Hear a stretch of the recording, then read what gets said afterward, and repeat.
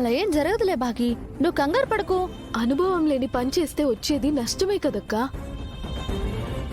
అప్పటికి ఎక్స్పీరియన్స్ వచ్చే వరకు వాళ్ళకి టైం ఇవ్వమని ఆయనతో నేను చెప్పాను. ఆయనేమో డబ్బుల కన్నా రిలేషనే ముఖ్యం అంటున్నారు. అది కూడా నిజమే కదా బాగి. ఆది సంబంధాల కంటే మానవ సంబంధాలే ముఖ్యం కదా. ఆర్థిక సంబంధాలు బాగుంటేనే మానవ సంబంధాలు బాగుంటాయక్కా. ఎంత క్లోజ్ రిలేషన్స్ అయినా డబ్బుల దగ్గరే గొడవలొస్తాయి. వాళ్ళ వ్యాపారంలో లాభాలొస్తే ఓకే, కానీ నష్టాలొస్తే, మోసపోతే చిత్ర ఏదోలా తప్పించుకుంటుంది. వినోదే బలైపోతాడు. అసలు చిత్రకి ఎలా నచ్చజెప్పాలో నాకు అర్థం కావట్లేదక్కా.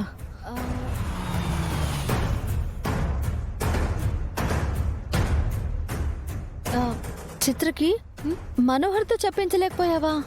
వాళ్ళు ఫ్రెండ్స్ కదా, మనోహర్ చెప్తే చిత్ర వింటుందేమో. ఇప్పుడు చిత్ర ఎవ్వరినీ లెక్క చేసే పరిస్థితుల్లో లేదు. ముందు ముందు ఏం జరుగుతుందో ఏంటో. ఇది అరుంధతితో మాట్లాడుతుందా?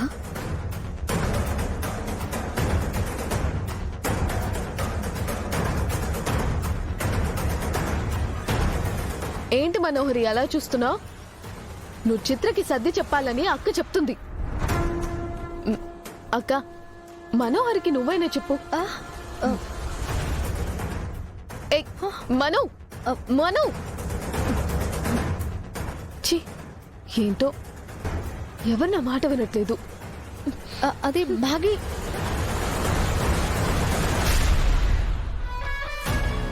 బాలిక,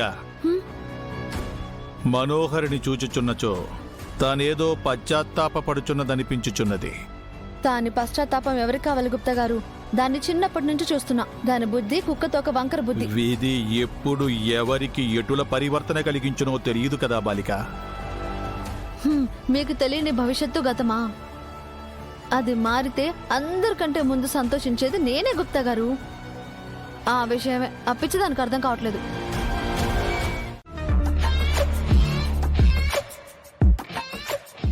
రే ఆకాష్, అంజలి లంచ్ చేయట్లేదేంటి? అడుగు, ఏంటో అడుగు.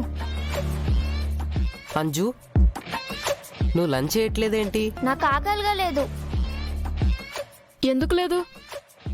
ఎందుకు ఏంటి అని నన్ను అడక్కండి, నేను తినను. ప్లీజ్ తినంజు. మళ్ళీ బెల్ కొట్టారంటే క్లాస్కి వెళ్ళాలి. నేను క్లాస్కి కూడా రాను, ఇక్కడే ఉంటాను. ప్రిన్సిపల్ మ్యామ్ చూస్తే తిడతారంజు. డాడీకి తెలిస్తే ఇంకంతే సంగతులు. మా మాట వినంజు, ముందు తిను. రే వదిలేండ్రా. తినకపోతే తన కడుపే కాలుతుంది. క్లాస్కి వెళ్ళలేదని తెలిస్తే డాడీ తిడతారు. అంతా నీ వల్లే.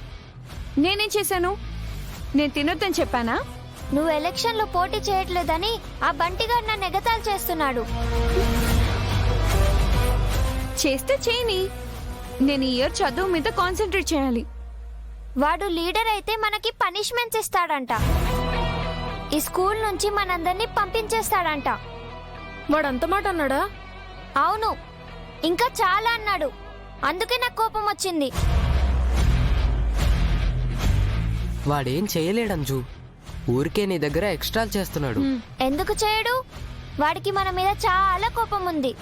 మనల్ని ఖచ్చితంగా స్కూల్ నుంచి పంపించేస్తాడు. ప్రిన్సిపల్ మేడం కూడా వాడికి సపోర్ట్ చేస్తుంది. ఈ స్కూల్ కాకపోతే వేరే స్కూల్. వాడికి భయపడతామా ఏంటి? వాడికి భయపడటం లేదు అని తెలియాలంటే నువ్వు పోటీలో నిల్చోవాలి. నించోనని చెప్పాను కదా. ఆకాష్, నువ్వు పోటీ చెయ్యి. నేనా? నా వల్ల కాదు. నేను పోటీ చేస్తాను.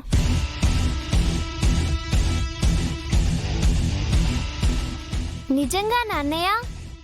అవును, నేను నీకోసం పోటీ చేస్తాను. వద్దా అనంత్, నువ్వు కూడా స్టడీ మీద కాన్సన్ట్రేట్ చేయి. నువ్వు పోటీ చెయ్యవు, చేస్తానన్న వాళ్ళని కూడా చేయనివ్వవా? అక్క వద్దని చెప్తుంది కదా ఆనంద్. అంజు చేయమంటుంది కదా, తన కోసం చేస్తాను. ఎలక్షన్స్ లో గెలిచి ఆ బంటి గాడికి బుద్ధి చెప్తాను. అనవసరంగా టైం వేస్ట్ చేసుకోక అనంత్. డాడీకి తెలిస్తే తిడతారు.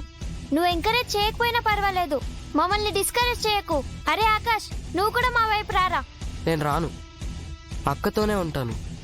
అయితే ఇప్పటి నుంచి మీరిద్దరు ఒక పార్టీ, మేమిద్దరం ఒక పార్టీ. రా అన్నయ్య.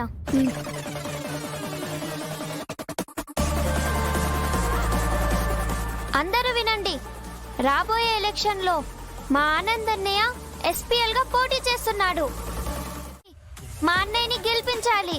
ఆనంద్ ఆనంద్ ఆనంద్ ఆనంద్.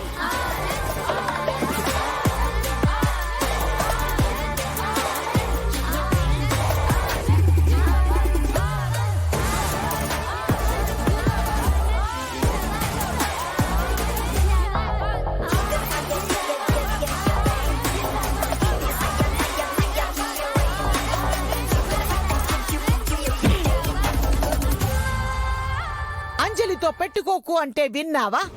ఇప్పుడు చూడు తను ఏం చేస్తోందో. యునానిమస్ గా గెలవాల్సిన నీకు ఆనంద్ని పోటీగా నిలబెట్టింది.